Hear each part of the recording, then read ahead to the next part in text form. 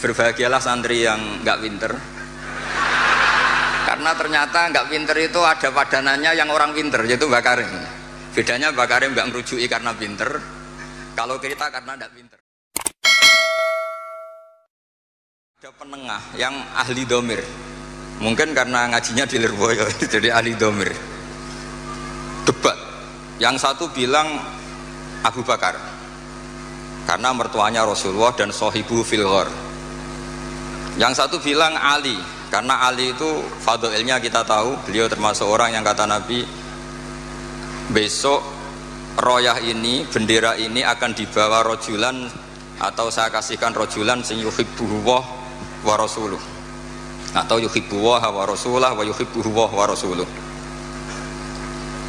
Ketika berdebat tentang sekian manakibnya Abu Bakar dan Sayyidina Ali, ada penengah yang ngendikannya begini, pokoknya yang paling afdal itu mangkanat bintuhu tahtahu. Ya, kalimatnya gitu toh, mangkanat bintuhu tahtahu. Itu semuanya terus clear, seneng semua. Karena kalau orang yang mentakdim Abu Bakar ala aliyin, kalau maknanya gini, yang paling afdal adalah maniku wong kanat kang ono sapa bintuhu, anak wedo eman iku tahtahu ono ing kekuasaan Nabi. Orang yang punya putri, yang putrinya itu di bawah Nabi. Artinya siapa? Abu Bakar. Yang pro Sayyidina Ali juga senyum-senyum seneng, karena kalau dia maknani gini, maniku wong kanat kang ono sapa bintuhu, putrine Nabi iku tahtahu ono ing isore maniku. Itu siapa? Sayyidina Ali. Jadi domir mengkono-mengkono itu cespon gitu. Itu sekali dimaknani itu masalah gitu.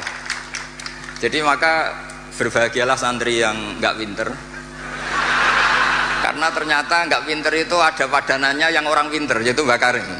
Bedanya Mbak Karim nggak ngerujui karena pinter, kalau kita karena nggak pinter. Tapi insya Allah mantas sabah bikomin fawa minhum ya. Jadi kalau nggak bisa alim ya mirip-mirip orang alim gitu. Saya ini pemerhati tafsir ya. Itu memang sampai sekarang itu problem saya ini domir. Saya nggak pernah niat kalau akan ngomong ini karena nggak ada naskahnya Mbah Bisri. Ini tantangan untuk anak cucunya. Padahal beliau-beliau itu pasti punya naskah. Ini PR yang harus diselesaikan. Nggak mungkin lah seorang ulama nggak punya tulisan, itu nggak mungkin. Karena ulama itu meskipun nggak niat ngarang itu pasti banyak tulisannya. Saya yang tidak cucu Mbah Hasyim Asari itu punya tulisan tangan Mbah Hasyim. Karena ketika mengijazahkan Sahih Muslim sama buyut saya Mbah Kelima, jadi buyut-buyut saya dengan Pak Said dengan Lek Koyum itu sama-sama turunan Kudus. Saya ini paling muda, jadi kira-kira kalau saya manggil Pak Said itu ya pernah Mbah, kalau manggil Gus Koyum pernah Lek. Makanya saya sampai sekarang ngajar di Kudus, di pondok Kudus paling sepuh, namanya Ki Soleh bin Asnawi Sepuh. Dulu beliau gurunya Mbah Soleh Darat. Mbah Soleh Darat dulu pernah ngaji di Mbah Soleh bin Asnawi Sepuh. Kemudian punya anak namanya Maksum, Maksum punya anak namanya Hafsah. Lah Hafsah ini yang punya anak Sofiyah, terus Badiah dan seterusnya, yang dari turunan Kudus. Saya mau cerita, domir itu harus dikaji. Kalau sekiranya tidak mungkin, maka harus membuang. Saya cerita ini karena saya tahu di biografi Kiai Bisri Sansuri, beliau pernah istifadah sama Syekh Bakir Jogja, termasuk sama Syekh Mahfud Termas, sama beberapa masayikh dari Yaman seperti Said Al-Yamani. Dan saya dari sekian itu banyak yang punya naskahnya. Di antara seni ya, seninya ulama Indonesia adalah makhtutot atau catatan apa saja itu dikaji dan kemudian diteliti, kemudian diaplikasikan di Indonesia dengan alasan muqtadal hal. Sehingga dalam bahsul masail itu kadang ya agak jorok, tapi jorok yang baik. Maka saya pernah bahsul masail dulu di Pondok Sarang, ini nggak boleh ditiru oleh anak-anak. Bagaimana hukumnya desainer pakaian yang mendesain celana pendek untuk perempuan? Itu semua mengatakan haram, karena gara-gara desain itu perempuan kemudian tidak pakai maxi, tidak pakai celana, karena memang desainnya untuk langsung dipakai tanpa pakai maxi atau pakai celana. Ada yang bilang tidak haram. Bagaimanapun celana pendek itu berkontribusi ikut menutup aurat. Artinya dia tetap menyumbangkan nutup aurat. Hanya tidak usah sampean bayangkan, wah kalau haram ya dilepas ya, jangan gitu. Itu kan masalah. Jadi fikih itu kadang ya agak-agak kacau. Kita mau bilang haram nyatanya memberi kontribusi ikut nutup aurat, mau bilang halal dengan desain seperti itu perempuan masih menampakkan apa? Aurat. Jadi debat fikih itu kadang ya tidak mutu.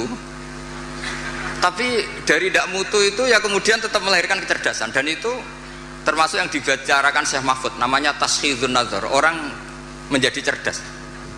Saya pernah baca di Nailul Ma'mul, ini sekaligus senam otak untuk anak-anak Denanyar. Ini bukan ngetes kiai tapi ngetes anak-anak. Nanti kalau apa ini disalahkan Kiai Miftah atau Yai Anwar ya saya langsung taslim, karena saya pasti samina wa ta'na. Tapi kayaknya enggak, karena saya baca, saya ini ngerpek di Syekh Mahfud. Kalau sama nyalakan saya, nyalakan Syekh Mahfud. Syekh Mahfud itu gurunya Ki Bisri Sansuri. Ada fardul masalah begini. Saya ulang lagi, ada fardul masalah begini. Ada orang jatuh dari atas. Ini kata Syekh Mahfud. Kemudian menimpa ini, hadirin ini kan banyak, nggak bisa dipiak ini. Tertimpa orang. Pertanyaannya adalah, orang yang jatuh itu harus pindah apa tetap di situ? Kalau dia pindah menimpa orang lain, kalau tetap di situ membahayakan orang yang ditimpa. Pilihannya pindah apa tetap di situ? Ada yang menjawab harus pindah.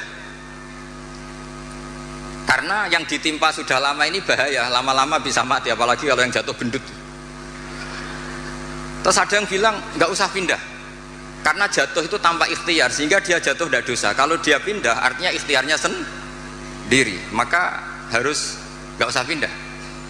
Tapi terus ada pertanyaan lagi, kecuali yang dijatuhi itu Nabi, sekelilingnya ada Nabi, itu harus pindah karena kalah kelas. Tapi dibantah lagi, nggak mungkin ada Nabi lagi karena Nabi Muhammad sudah Nabi akhir zaman, kayaknya akan kalah. Ternyata ini nggak mau kalah, nggak, masih ada Nabi Isa kata. Jadi terus kata saya Mahfud, wahada mimma la ta'ila tahta, sebetulnya ini tidak ada faedahnya, cuma jadi taskhidun nazar, orang menjadi cerdas. Nah kemudian turunan dari ilmu itu adalah misalnya nyuwun sewu, politik itu kotor misalnya, tapi punya otoritas. Kalau melihat kotor itu kiai atau cucu kiai gak boleh ikut politik. Tapi kalau melihat punya otoritas, kalau itu kepegang orang fasik atau orang yang sama sekali nggak punya peduli halal haram, itu lebih bahaya. Kamu milih melihat kotornya apa melihat berebut otoritasnya?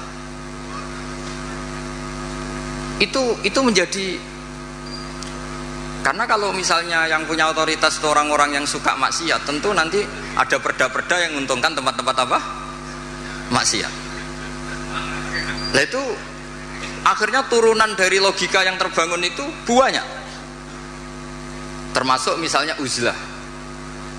Uzlah itu kata Imam Ghazali halal ketika orang sudah banyak sering maksiat, khina layak manul jali sujali sahu, sehingga orang setiap kemana saja pasti dosa kalau nggak ngerasani orang yang gosip dan sebagainya. Lalu pertanyaannya, ketika orang sembunyi sendiri di atas gunung, itu uzlah meninggalkan dosa apa meninggalkan kewajiban? Kalau Anda tidak mau jabat, itu nggak mau dosa apa nggak mau tanggung jawab atas keberlangsungan Indonesia? Sama milih mana? Kalau Mas Muhammad sudah milih ikut terlibat karena sudah jabat, maka menurut saya ini barokah. Jadi yang jabat ya anggap saja Islami karena ingin pegang otoritas, yang nggak jabat ya Islami, anggap saja menghindari syubhat. Akhirnya yang Islami siapa Gus? Ya semuanya, ini barokahnya Islam karena menyediakan semua itu yang disebut ilmu usulul fikih. Dan siapapun yang bersanad sampai Syekh Mahfud termasuk Mbah Bisri itu pasti ahli usul fikih. Ki Sahal bisa ngarang Thariqatul Husul itu karena pernah ngaji sama Mbah Zubair. Mbah Zubair bisa alim seperti itu diantaranya pernah ngaji Ki Fakih Mas Kumambang. Ki Fakih bisa seperti itu tentu sanadnya sampai ke Syekh Mahfud At-Turmusi. Ada yang baca At-Tarmasi. Masalah At-Turmusi At-Tarmasi itu Mbah Zubair, gurunya abahnya Mbah Mun sekaligus gurunya, itu punya guyonan ajamiyun fasna bihi masyita. Jadi kalau nama itu ajam, lakukan apa sekehendak kamu. Makanya kalau orang itu baca ya Turmudi, ada yang baca apa?